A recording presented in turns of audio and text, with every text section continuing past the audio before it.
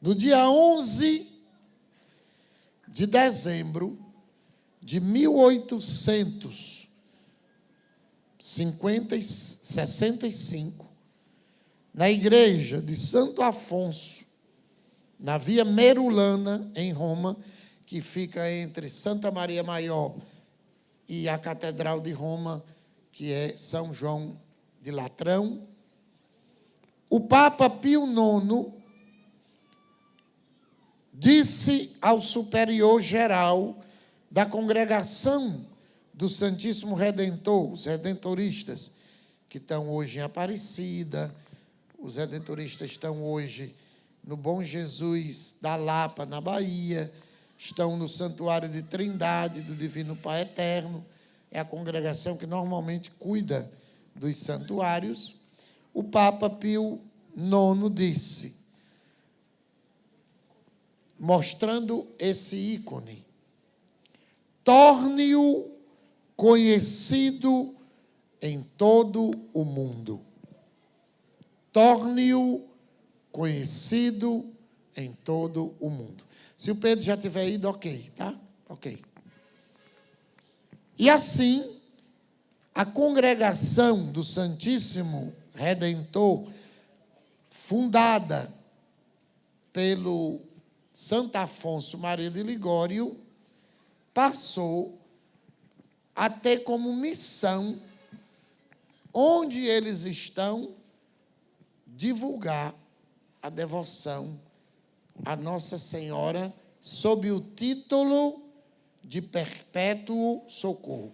Não preciso dizer aqui que Nossa Senhora é uma só, com mais de 3.000 títulos. Eu tenho um livro que tem mais de 2.000 títulos de Nossa Senhora. Ela é importante. Tem vários títulos.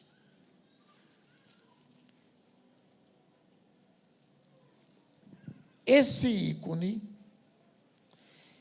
ele pertence a um gênero de pintura de ícone chamado de odigtria. Ou seja, a mão de Nossa Senhora é uma longa mão.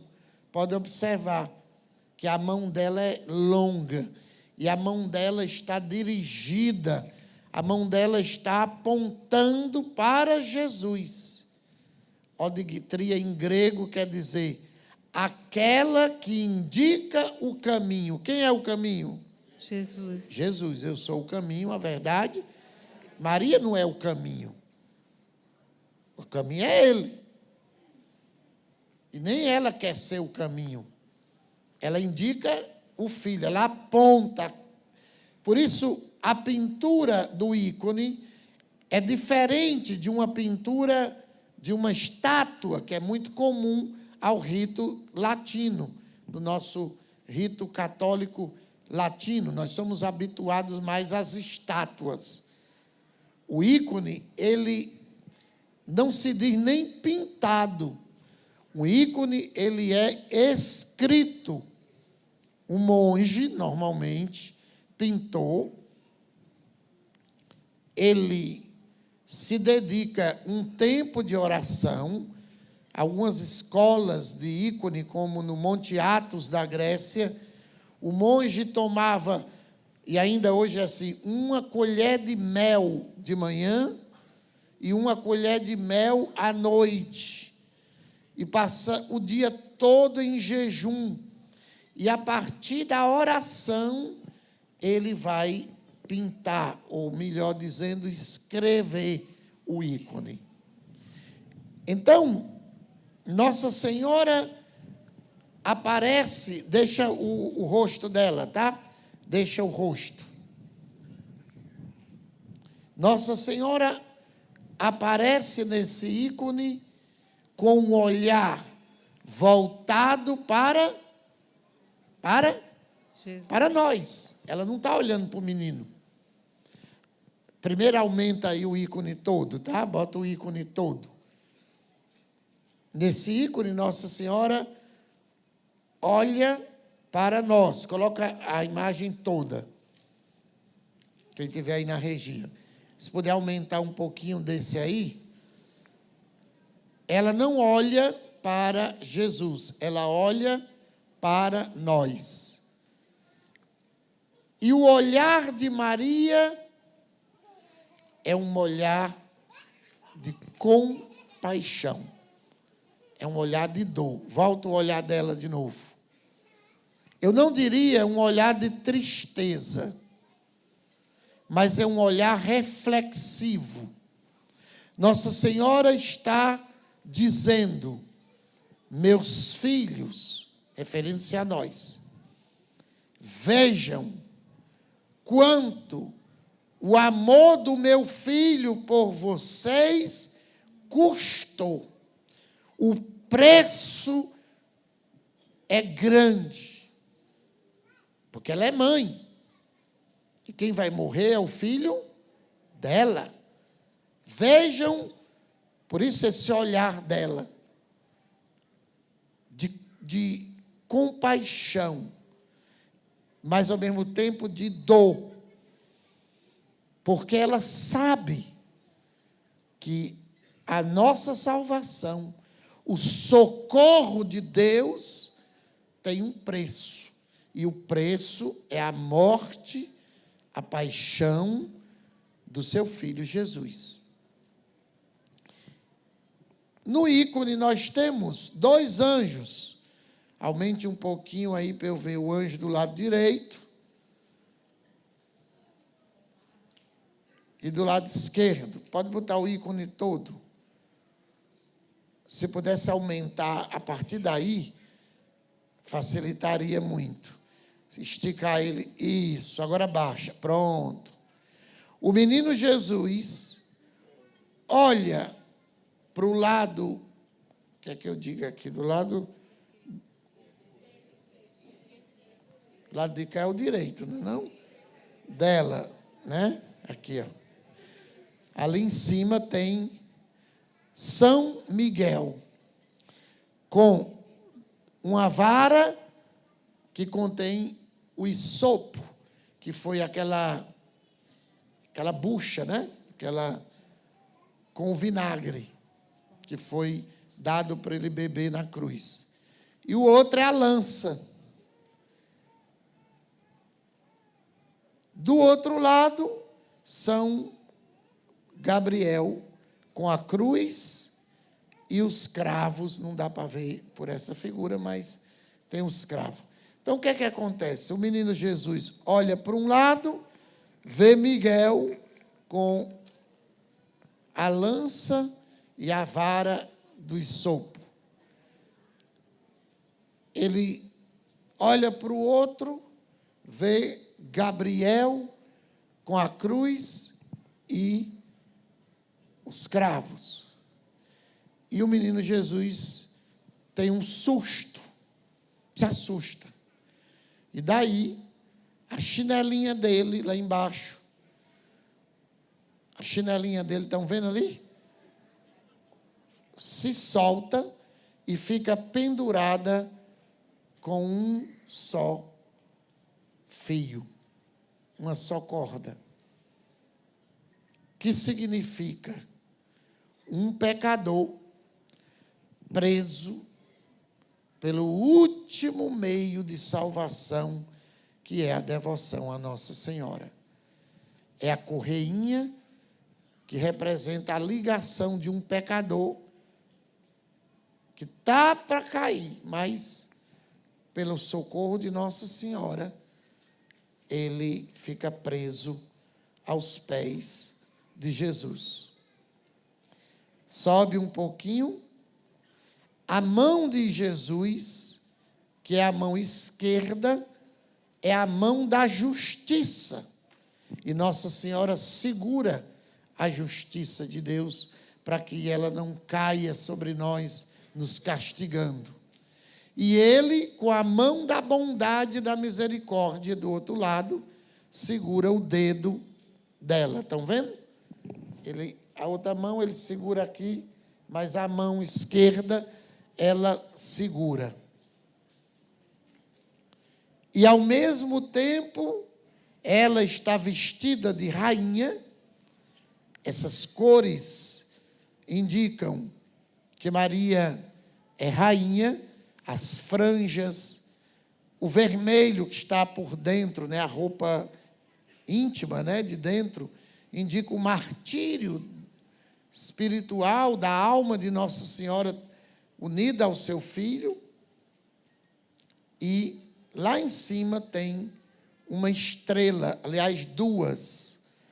A estrela da virgindade de Maria e do outro lado, outra estrela que indica que Maria, ela é o caminho na escuridão da noite, aquela estrela que indica para os marinheiros que estão perdidos no mar, é a estrela d'alva que indica a estrada certa, Nossa Senhora da boa viagem, do bom caminho, Nossa Senhora que indica seu filho.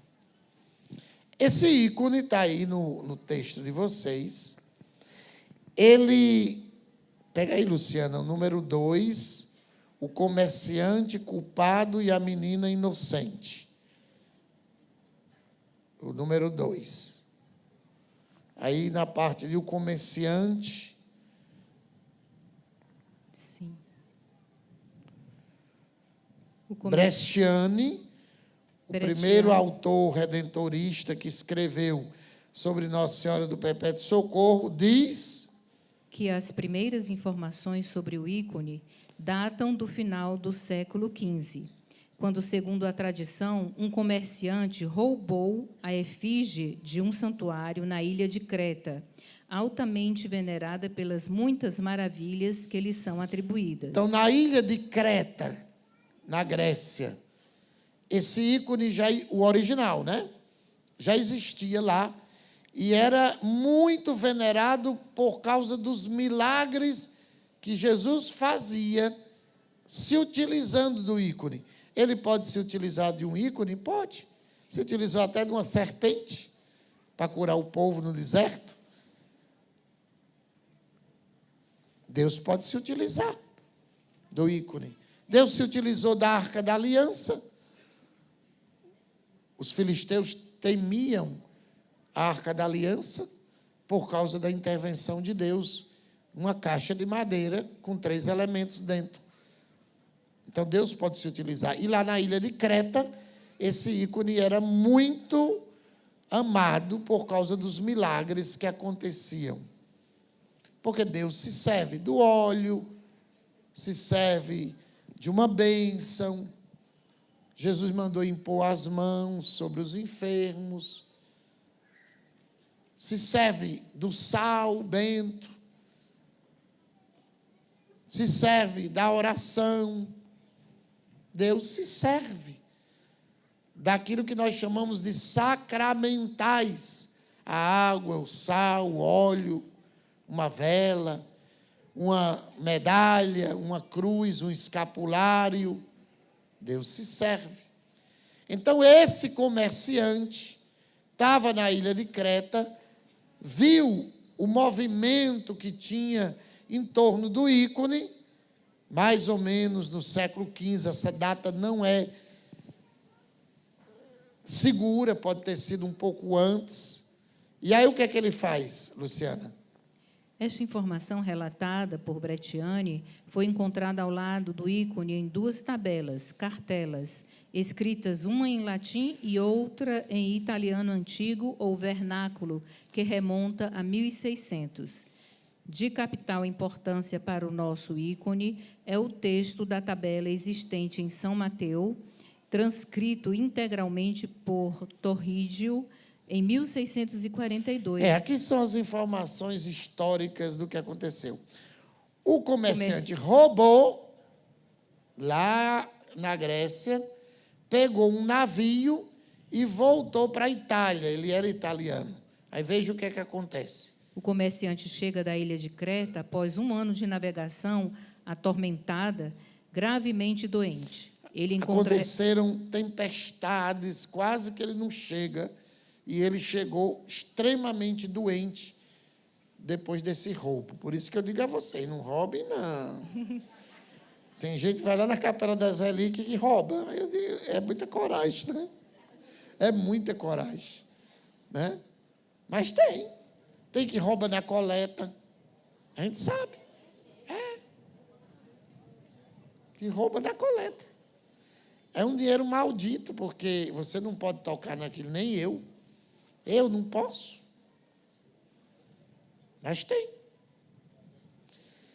Ele veio, após uma navegação atormentada, gravemente ficou doente, chegou na Itália.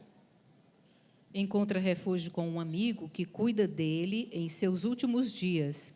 O comerciante, provavelmente arrependido, confia-lhe o ícone, confidencia-lhe o seu segredo e arranca-lhe uma promessa: devolvê-lo-á ao culto público o mais rapidamente possível para que receba a devida veneração. Ele entendeu que não deveria ter feito aquilo. Ele roubou. Quase que não volta de viagem. Chegou doente. Um amigo o acolheu, cuidou dele, mas antes de morrer ele disse: por favor, leve esse ícone para uma igreja e exponha ele à veneração dos fiéis, porque eu fiz um erro, eu roubei o ícone e não está certo isso e tal. Aí olha o que é que acontece. A esposa do amigo se apaixona pela imagem e quer tudo para si, obrigando o marido a não cumprir a promessa. A mulher entra no meio da história e diz: não vamos entregar, não. Já morreu, ele lhe deu, o ícone é meu, vou ficar com ele em casa. A Virgem, através de muitas aparições a todos os membros da família, manifesta o desejo de ver a sua imagem exposta num santuário. Os avisos são ignorados até que Nossa Senhora aparece durante vários dias à sua filhinha, revelando também o nome pela qual quer ser conhecida, Mãe do Perpétuo Socorro, e indicando o local preciso onde quer ser colocada, na igreja de São Mateus, localizado na Via Merulana, entre Santa Maria Maggiore e San Giovanni in Laterano. Nossa Senhora apareceu à filha da mulher e diz: olha, por favor, diga à sua mãe que eu quero ir para a igreja de São Mateus, que era uma igreja pertinho lá de Santa Maria Maior. Questionada pela família sobre quem era a bela senhora que lhe apareceu em sonho, a menina, sem hesitar, aponta para a Mãe do Perpétuo Socorro, retratada no ícone. Finalmente convencida, a mãe, também avisada várias vezes em sonho, obedece à conta e conta aos padres agostinianos encarregados da igreja a história prodigiosa e o desejo da Virgem. A notícia espalhou-se rapidamente pela cidade e a transladação, realizada em 27 de março de 1499, transformou-se numa procissão solene. Lá nessa igreja de São Mateus, o ícone passa 300 anos e os milagres começam a acontecer. Os ex-votos que as pessoas faziam, as manifestações de amor a Nossa Senhora, a ponto do cardeal Francesco Nerli, que nasceu em 1636 e morreu em 1708, proclamou o ícone Miraculorum Gloria Insignis, ou seja, imagem gloriosa e milagrosa, pelas inúmeras maravilhas e graças obtidas pela intercessão da sagrada imagem. Em 1798, as tropas de Napoleão invadiram a capital, exilando o Papa... Capital aqui é Roma, né? Sim. Capital, Roma. Exilando o Papa Pio VI, com a ideia de reorganizar o planejamento urbano da cidade capitolina. Vários conventos e igrejas foram destruídos. Pelo Napoleão Bonaparte. A igrejinha de São Mateus não foi poupada, aliás, foi completamente arrasada. Mas o ícone sagrado foi mais uma vez salvo milagrosamente, graças à intervenção de última hora de um frade, Quando os agostinianos deixaram a igreja de São Mateus, mudaram-se primeiro para a igreja de Santo Eusébio e depois encontraram abrigo no convento de Santa Maria em Posterula, levando consigo o ícone. A Madonna delle Grazie já era venerada nesta igreja. Madonna quer dizer Nossa Senhora em italiano. La Madonna delle Grazie quer dizer Nossa Senhora das Graças. Já tinha esse título, já era venerado lá nessa igreja onde eles, fugindo da destruição de Napoleão, foram. E por isso, o que é que acontece com o ícone? O nosso ícone foi relegado a uma capela privada do convento, sem ornamentos ou atos de particular devoção. Foi gradualmente esquecido pelos devotos e tornou-se desconhecido para muitos. Mas talvez seja melhor contar a quase todos, pois houve alguém que nunca esqueceu a força prodigiosa da imagem sagrada. O irmão Agostino Orsetti era um jovem religioso formado na comunidade de São Mateus. Nunca deixou de suscitar fervorosas orações, nem morreu nele a memória dos numerosos milagres obtidos por intercessão da Mãe do Perpétuo Socorro. O frade parava muitas vezes para rezar na capela, onde estava guardado o ícone. O jovem Michele Marchi, futuro missionário redentorista, frequentava o irmão Agostinho, que lhe falava com ansiedade e tristeza sobre a sagrada efígie devido ao estado de abandono em que se encontrava. Seu desejo era que voltasse ao seu antigo esplendor. Então, aquela imagem roubada, dada a uma família italiana, que a mulher não queria dar, mas por uma intervenção de Nossa Senhora, que a filha teve várias revelações de Nossa Senhora pedindo. Finalmente, a mãe dá para a igreja de São Mateus, onde os padres da ordem de Santo Agostinho, os agostinianos, cuidavam. 300 anos depois, Napoleão Bonaparte destrói a igreja, os frades vão para outra igreja, quando chega lá, já tem uma Nossa Senhora das Graças, e não iam botar outra, guardaram dentro do convento, numa capelinha, mas a imagem, o ícone, perdeu aquela devoção que tinha por parte dos fiéis. Porém, um frade nunca abandonou a devoção ao ícone. E esse frade falava para um jovem, que depois se tornou seminarista e membro da congregação dos padres redentoristas, da importância do ícone. E aí a história continua. Quando a memória do ícone sagrado parecia irremediavelmente perdida e enterrada, os acontecimentos de novos personagens e acontecimentos garantem que o plano da Virgem e o desejo do irmão Agostinho e do comerciante cretense encontrem o seu caminho para a realização. Para os missionários redentoristas, hoje presentes em grande parte da Europa e da América do Norte, surgiu a necessidade de ter um generalato em Roma. Por isso, em janeiro de 1855, adquiriram a Vila Caserta, na Vila Merulana, na zona ajardinada da vila.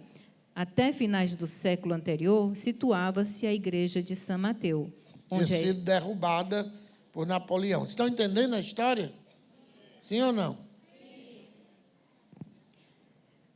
Onde a efígie da Madonna del Perpétuo Socorro foi guardada durante cerca de 3 séculos, tendo, entretanto, tornado-se residência privada. A urgência mais premente que surgiu para os redentoristas foi a construção de uma igreja que dedicariam, então, ao seu pai fundador, Santo Afonso Maria de Ligori, e onde seria colocada a sagrada imagem. Em 1855, Michele Marchi viu aceito seu pedido de adesão aos redentoristas, onde professou os votos de consagração em 25 de março de 1857. Alguns anos depois, o cronista da comunidade da Via Merulana iniciou uma pesquisa de arquivos sobre a casa, pesquisando entre os autores que relatavam os antigos costumes religiosos romanos.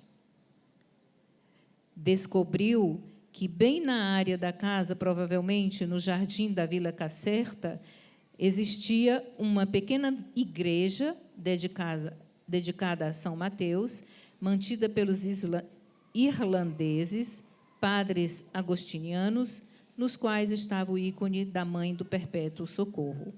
O repórter se apaixona pela história e fala sobre ela para a comunidade. Sua investigação, porém, a certa altura, encalhou, porque as crônicas encontradas sempre paravam na invasão napoleônica e na destruição da igreja.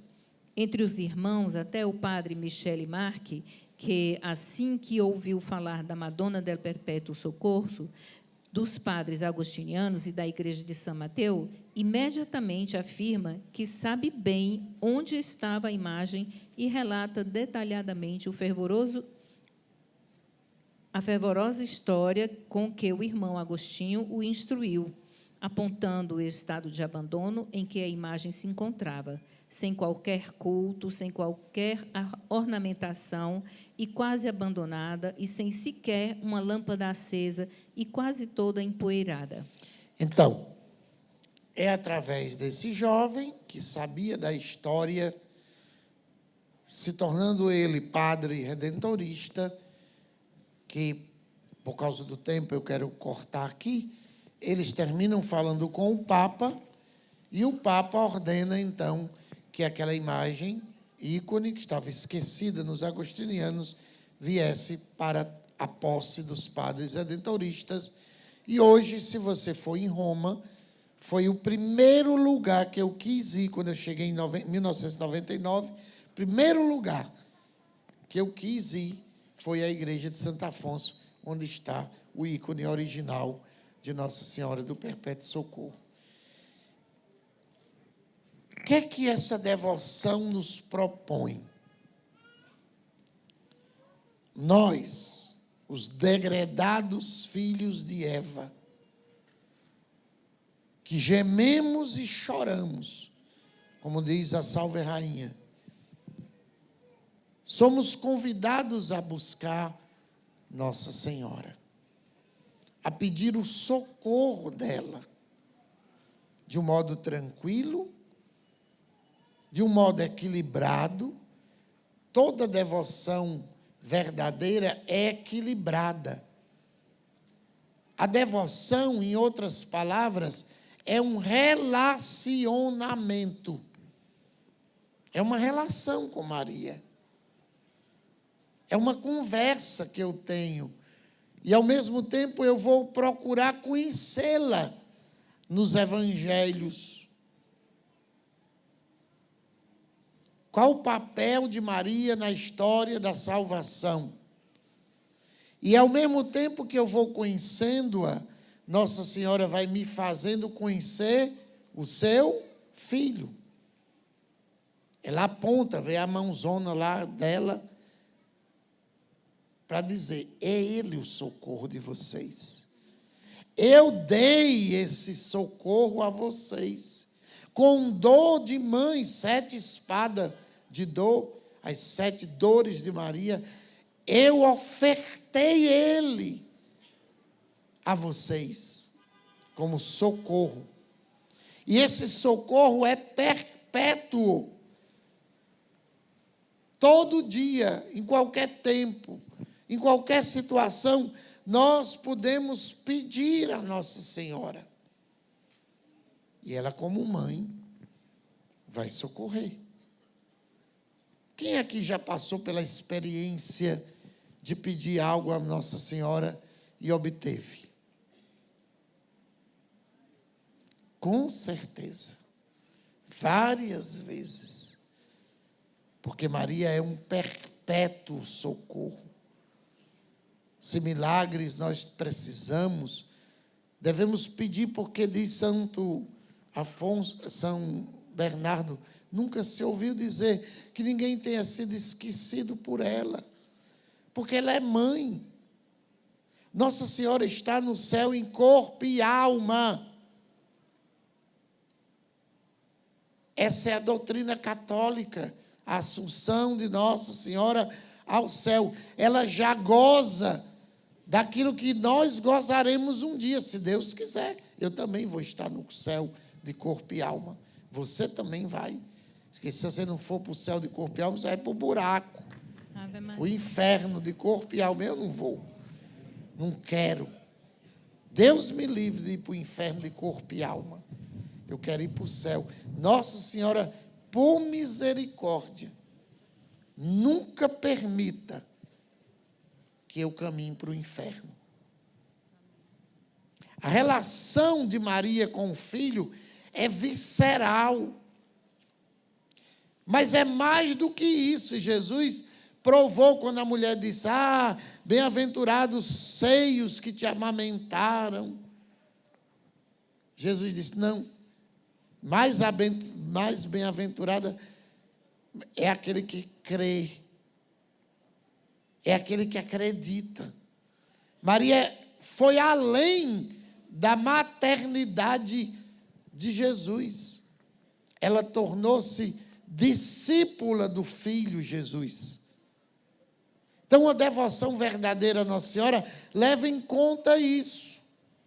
Aquela figura das páginas do Evangelho de Lucas, do Evangelho de Mateus, do Evangelho de João,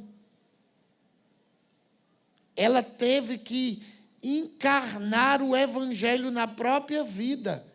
Uma espada de dor, disse Simeão, traspassará a tua alma. Porque esse menino vai ser causa de queda para muita gente e de reerguimento. Mas ele vai ser causa também de sofrimento. E por isso uma espada de dor vai transpassar a tua alma. E Maria vai como que sendo cortada por dentro. As 7 dores de Maria. Que coisas são, senão a espada que vai entrando na alma dela. E ela, diz o Evangelho, vai guardando tudo em seu coração. E Maria guardava tudo em seu coração. E nós estamos entrando, ou já entramos num tempo profético. Escutem isso, porque eu digo já há muito tempo. A rã já torrou, lembra da rã que eu falava da rã? A rã já estoporou lá. A rã já acabou faz tempo. Nós estamos entrando, ou já entramos, num tempo difícil, de muita dificuldade. E Maria, como mãe, ela veio em Fátima, ela veio em Lourdes, ela veio em Paris, a Medalha Milagrosa, ela veio em La Salette, ela veio em Aparecida, ela veio em Medjugorje agora, em outras aparições, porque são muitas aqui no Brasil, em Simbres, Guadalupe, praticamente em todo o mundo. Ela, como mãe solícita, ela vem para dizer: meus filhos, acordem, orem, rezem, jejuem, porque nós vamos viver tempos muito difíceis. Vocês vão dizer assim, bem que o padre Antônio dizia, você me procurar aqui que não achar mais, vocês vão dizer assim, bem que o padre Antônio avisou. Aproveitem o tempo de graça que nós estamos vivendo. Sábado, mais de 1 milhão de pessoas vão estar na praia de Iracema. O padre Reginaldo esteve aqui hoje. Quem viu ele aqui hoje? Né? Mais de 1 milhão de pessoas vão estar lá. Fiquei sabendo, não sei se é verdade, mas fiquei sabendo que esse ano, a virada do ano na Paulista, em São Paulo, vai ser com Frei Gilson. Né? Fiquei sabendo. Não sei se pode confirmar aí no Google. Mas você imagine a virada do ano na maior capital da América Latina, na Réveillon, ser um frade. Isso quer dizer o quê? Que Deus está avisando. Entrem na barca. Entrem como Noé. Deus mandou Noé fazer um navio e disse, olha, vai ter um dilúvio. Coloque lá dentro um par de cada animal que tiver e quem quiser entrar. E o povo de Jesus, na época de Noé, zombaram de Noé. É o velho Noé ali, fazendo uma barca. Aí vai ter um dilúvio. Noé dizia, vocês... E aí Jesus diz assim, na época de Noé, os homens comiam, bebiam, casavam-se, davam-se em casamento. Réveillon cristão na Avenida Paulista.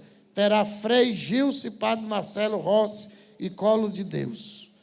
Pela primeira vez na Avenida Paulista, será palco de um Réveillon cristão.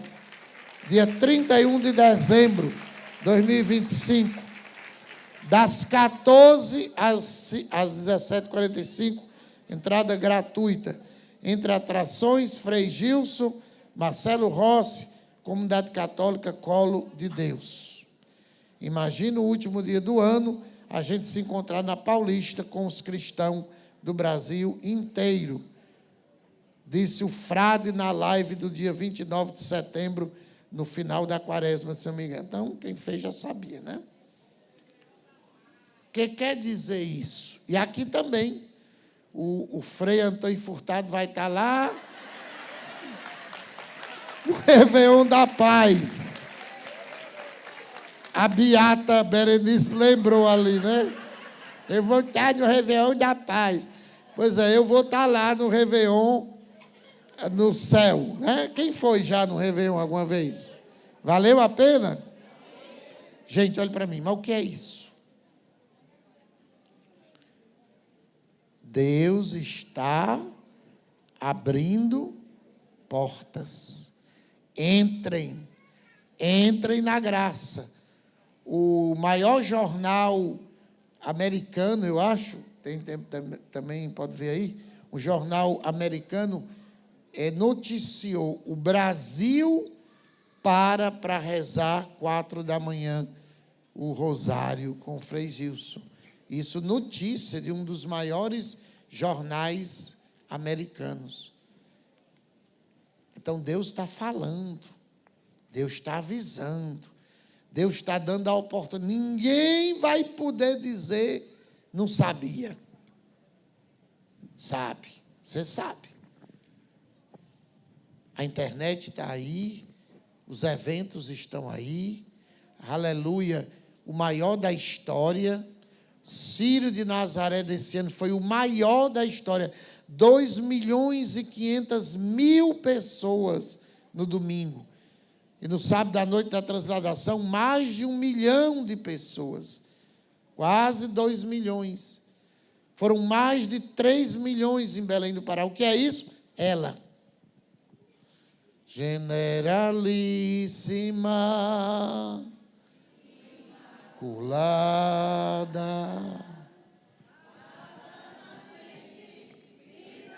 repente esta batalha, Generalíssima, grande Mãe de Deus, a vós recorremos, rogai por nós, os filhos teus. bota o tom certo. Foi o jornal britânico, então não foi dos Estados Unidos não, né? Foi do The Guardian, o jornal britânico anunciou: brasileiros acordam 4 da manhã para rezar. E essa música ficou na minha cabeça a semana todinha. Era tomando banho, Generalíssima. É muito bonito. Vamos cantar ela do começo? Porque ela fala exatamente do papel de Nossa Senhora nesses tempos difíceis. Ou você vai estar do lado dela, corra logo, diga: mãe, me esconda aqui debaixo do seu manto, na saia, não é assim, debaixo da saia da mãe? Mãe, me bota debaixo da sua saia, porque é o único lugar que Satanás nem ousa O diabo, ele não chega, ele tem ódio, ele treme, ele morre de raiva dela. Ele tem ódio. Ele tentou Jesus. Tentou. Mas ela ele não tem, porque ele sabia que com Jesus ele se lascou de vez, né? Mas ela, ele, sabe assim, sabe que uma pessoa não pode fazer nada contra outra? É o diabo, ele não pode nada contra nada, não. Ela é ali, ó, a generalíssima. E quando ela bate o pé assim, e eu imagino Nossa Senhora, ela é educada, né? Nossa Senhora não faz barraco. Mãe, tem uma cobra aqui. Ela chega bem.